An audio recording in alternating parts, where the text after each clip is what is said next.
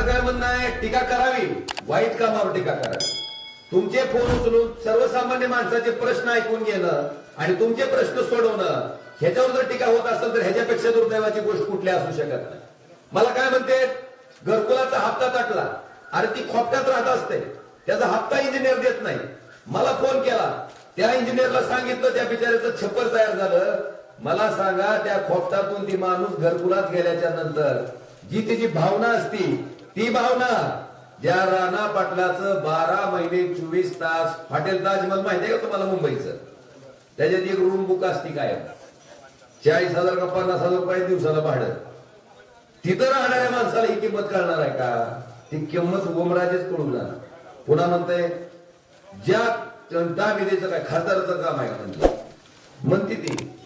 आता मला सांगा, राणा पाटीलची गाडी वापरते ती आहे 4 कोटीची. कितीची? 4 कोटी. त्याच्यात खिळाबी घुसला का टायर मध्ये तर पंक्चर होत, मग त्याची टायरच पंक्चर होत नाही, त्याला जॅकची किंमत कळणार आहे का?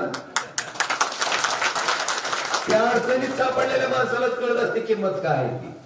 आणि आपण जिथं कोण कसली का अडचण असना, अडचण पडली र पडली की ओमराजे तिथं हजर. मला वाटतंय मागच्या 5 वर्षात तुमच्या हक्काचा, तुमच्या अधिकाराचा तुम्हाला कोणची का अडचणी ना, तुम्हाला डीपी जोडू द्या, लाईनमन परमिट न देऊ द्या, रात्री लाईट ट्रिप होऊ द्या, तुम्हाला नवीन डीपी करायचा असू द्या, कुठली जरी अडचण पडली किंवा दवाखान्याचं काम असू द्या, दवाखान्याचं बिल कमी करायचं असू द्या, बँकेत गेल्याच्या नंतर तुम्हाला लोन देत नसेल मॅनेजर, कारण माझा नंबर तुम्ही जर बघितलं, पंचायत समितीच्या बाहेर आहे, तहसीलच्या बाहेर आहे, दवाखान्याच्या बाहेर आहे, एमएससी ऑफिसच्या बाहेर आहे, बँकेच्या शाखेच्या बाहेर आहे. जिथं जाता तिथं माझा नंबर आहे आणि नंबर लागणारा आहे.